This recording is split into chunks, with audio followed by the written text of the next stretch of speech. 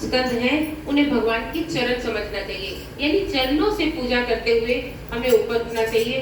पहले दो जो स्कंद हैं वो भगवान की चरण है, तीसरा चौथा उससे ऊपर उनकी जांघा है, पांचवा उनका उदर है, छठा वक्षस्थल है, सात आठ उनकी भुजाएं हैं, नौवां उनका गला है, 10वां स्कंद उनका सुंदर चेहरा है और 11वां स्कंद उनका ललाट और 12वां उनकी सिर की जो पगड़ी है, यानी सिर का जो ताज है।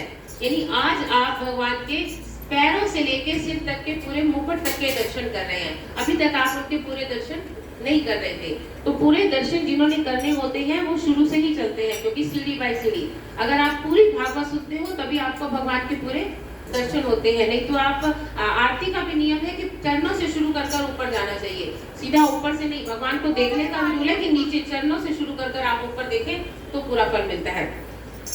तो भगवान को कैसे देख सकते हैं, तो ये शास्त्र कहता है कि जब भी आप इसको खोलते हो, पढ़ना शुरू करते हो, तो वैसे ही आपको भगवान के दर्शन होने शुरू हो जाते हैं। तो जैसे मैंने अभी बताया कि शुरू में पहले चरणों के दर्शन होते हैं, फिर धीरे धीरे, और आज जैसे कथा समाप्ति की ओर है, तो आज आपको भगवान की पगड़ी यानी पूरे दर्शन करने के आज आप हकदार हुए हो। नहीं तो कहते हैं हक ही नहीं होता। जिस तरह आप नहाओगे नहीं तो मंदिर नहीं जा सकते, उसी तरह से सीधा आपको कि मैं 12वां अध्याय पढ़ लूं, तो वो आपको उतना ना आनंद आएगा, ना समझ आएगा और ना भगवान के पूर्ण दर्शन हो पाएंगे। इसमें 18 पुराण हैं और 12 स्कंद हैं। और व्यास जी ने, मैंने आपको बताया था कि 18 पुराणों की रचना करी, लेकिन उनके मन को संतोष नहीं हुआ, क्योंकि वो कहते हैं कि मैंने शिव पुराण में शिव की बड़ी बड़ाई कर दी, देवी पुराण में देवी की बड़ी बड़ाई कर दी, नारद पुराण में नारद की हो गई, इसी तरह से मैंने हर पुराण में जो उनका पुराण था उन्हीं की कर दी। तो उनके मन को संतोष नहीं था कि मेरे पढ़ने वाले भी कहेंगे हम कौन सा पढ़े, किसको बड़ा माने।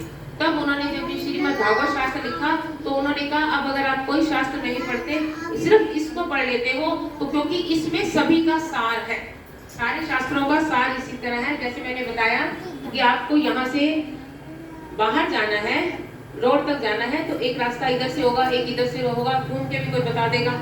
तो भगवान के पास ही पहुंचना है। जितने पुराण हैं वो भी आपको भगवान के पहुंचने का रास्ता ही बताते हैं, लेकिन जो सबसे छोटा रास्ता है भगवान के पास पहुंचने का, भगवान की भक्ति को पाने का, वो आपका श्रीमद् भागवत पुराण है। इससे आप भगवान को जल्दी पा सकते हो, अपनी मुक्ति को जल्दी पा सकते हो, भक्ति को पा सकते हो। अपने दुखों कलेशों से छुटकारा पाने का कोई रास्ता है तो श्रीमद् भागवत पुराण है। बहुत यज्ञ करते रहो, दान देते रहो, तो कहते हैं तब भी आप स्वर्ग तक जाओगे, लेकिन भगवान को नहीं पा सकते। लेकिन इस कथा को सुनने से भक्ति आएगी और भक्ति के साथ मुक्ति होगी। बोलो श्री कृष्ण भगवान की। देखो, संसार के आप जितने भी रस चखो वो कड़वे हैं, यानी जितने भी आप सुख भोगते हो वो अंत में क्या लगते हैं, कड़वे। क्योंकि आप देखो, आप रोज पनीर की सब्जी आपको बहुत अच्छी लगती है, लेकिन रोज खिलाई जाएगी तो आपका मन बढ़ जाएगा। लेकिन भगवान का नाम ऐसा है कि आप जितना इसको लोगे, जितना आप लोगे, आपका आनंद बढ़ता जाएगा। आप ये नहीं कहोगे कि अब तो मेरे को, इसमें क्या है, मन आपका बार बार लगेगा। और संसार के सुख आप भोगोगे तो थोड़ी देर बाद आपका मन करेगा अब ये सुख मैंने नहीं करना, अब बहुत घूम के आ जाओ, आखिर में कहोगे नहीं, घर में आकर ही सुकून मिला है।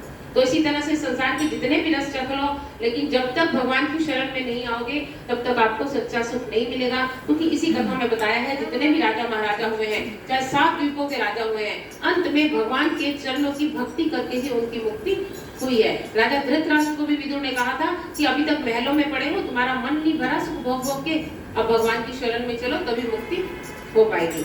तो इस तरह से सारे शास्त्र धर्म, अर्थ, काम, मोक्ष 4 की चर्चा करते हैं, लेकिन भागवत शास्त्र उन 4 के साथ साथ एक प्रेम शास्त्र है, उसकी भी चर्चा करता है। कहते हैं ना, क्योंकि प्रेम अगर होता ना जग में तो सारा जग बन जा रहा होता।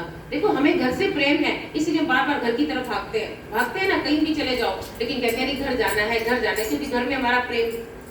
उसी तरह से हमारा ही प्रेम भगवान की तरफ भी होना चाहिए कि जब तक हम उसकी तरफ नहीं जाएंगे तब तक भी हम इसको नहीं मिलेगा। घर का तो हमने पक्का ठिकाना मान लिया है, आप जानते हैं, लेकिन घर पक्का ठिकाना नहीं है। ये तो आपको अपने कर्मों को भोगने के लिए एक जगह मिली हुई है, यहाँ से भी एक ना एक दिन जाना है। कहते हैं एक राजा की 4 रानियां हैं, एक रानी को वो बड़ा प्यार करता है, बड़ा प्यार करता है, बड़ा प्यार करता है, वो करती है या नहीं करती ये भी नहीं पता। दूसरी रानी भी बड़ी सुंदर है, उसको बड़ा छुपा के रखता है कि कोई इसको देखे भी ना। और तीसरी रानी उसको सारा समझाती रहती है कि बाहर क्या करना है, सैनिकों के साथ क्या करना है, यानी व्यवहार कैसे करना है, ये तीसरी रानी समझाती है। और चौथी रानी की तरफ वो ज्यादा देखता भी नहीं है। अब जब कहते हैं मृत्यु का समय आया, तो उसने जब पहली रानी को बुलाया कि तू मेरे साथ मृत्यु पर चलेगी जब मैं जाऊंगा तो? उसने कहा ना, मैं तो नहीं जाऊंगी।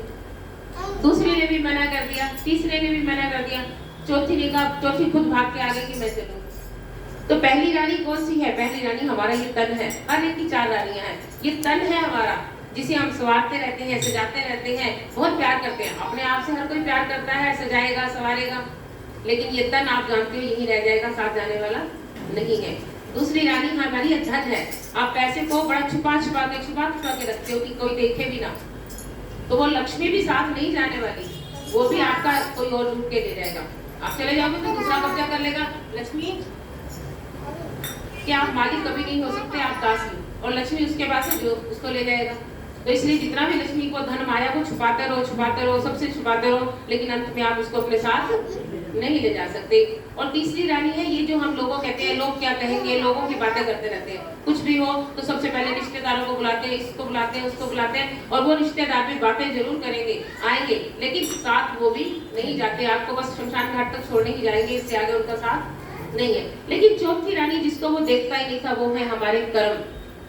वो कर्म ही हमारे साथ जाएंगे, और तब वो जीव सोचता है कि मैंने कर्मों की तरफ भी ध्यान दिया होता, मैं तन को स्वारता रह गया, मैं धन को स्वारता रह गया, मैं समाज में रिश्ते निभाता रह गया, लेकिन जिन कर्मों ने मेरे साथ जाना था मैं उन्हें ही भूल गया। तो इसीलिए ये कथा सिखाती है कि कर्मों ने साथ जाना है, अच्छे और बुरे कर्म ये आपके साथ जाएंगे। तो अपने आप को जब भी कोई कर्म करो तो देखो कि ये मुझसे पाप या हो रहा है या पुण्य हो रहा है। बोलो श्री कृष्ण भगवान की जय। इसी तरह से कई लोग कहते हैं हम क्या करें, हमें संसार ने पकड़ रखा है। तो देखो संसार ने किसी को नहीं पकड़ रखा। जैसे एक व्यक्ति पेड़ को जाकर पकड़ ले और कहे पेड़ मुझे नहीं छोड़ता, तो एक समझदार व्यक्ति यही कहेगा ना, पेड़ ने तुझे नहीं पकड़ रखा, तूने पेड़ को पकड़ रखा। हमारा भी वही हाल है। हम सोचते हैं घर हमें छोड़ता नहीं, लेकिन क्या हम भी घर को छोड़ना चाहते हैं? घर की सारी जिम्मेवारी अपने सिर पे उठा रखी है। वो जिम्मेवारियां जब तक आप बांटोगे नहीं, तब तक आप फंसे ही रहोगे। बोलो श्री कृष्ण भगवान। तो इसी तरह से संसार ने हमें नहीं पकड़ा हुआ, हमने संसार को पकड़ा हुआ है। और श्रवण आप जब सुनते हो तो काम, क्रोध, लोभ, मोह, मद इनका नाश होता है। कथा सुनने से ही हमारे ये अवगुण है जो हमें पता ही नहीं है, लेकिन जब कथा सुनते हैं तब पता चलता है कि ये काम, क्रोध, लोभ, मोह है। तब पता चलता है धर्म क्या है और अधर्म क्या है। जैसे कहते हैं एक राजा के यहाँ एक जौहरी आया, उसके पास एक हीरा था और एक कांच का टुकड़ा था, लेकिन दोनों बिल्कुल हीरे जैसे लगते थे। उसने कहा तुम्हारे राज्य में कोई भी विद्वान है तो वो ये आकर बता दे कि इसमें से हीरा कौन सा है और कांच कौन सा है। कोई भी नहीं पहचान पाया, बिल्कुल एक जैसे लग रहे हैं। एक अंधा व्यक्ति वो दरबार में आया, उसने कहा मैं बता दूंगा। सब बड़े हैरान हुए कि जो आंखों वाले हैं वो नहीं बता पा रहे। उसने क्या कहा कि ये दोनों टुकड़े धूप में रख दो। जब दोनों टुकड़े धूप में रख दिए तो उसने कहा जो गर्म हो गया है वो कांच है और जो गर्म नहीं हुआ वो हीरा। तो आप भी हीरा तब हो कि किसी की बातों में आकर क्रोध नहीं करते। तो क्रोध कर लेते हो तो आप हीरा नहीं, कांच ही हो। तो अपने आप को हीरा बनाना है, यही हमें शास्त्र सिखाता है।